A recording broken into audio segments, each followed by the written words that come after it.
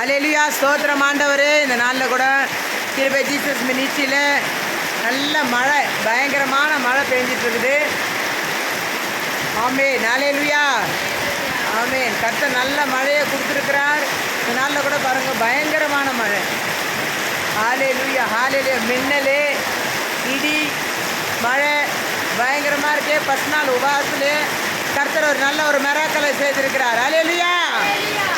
பள்ளங்கள் எல்லாம் நிரம்பிட வேண்டும், அலைகள் கொன்றுகள் ஆமென். கரடானவை சமமாகணும்.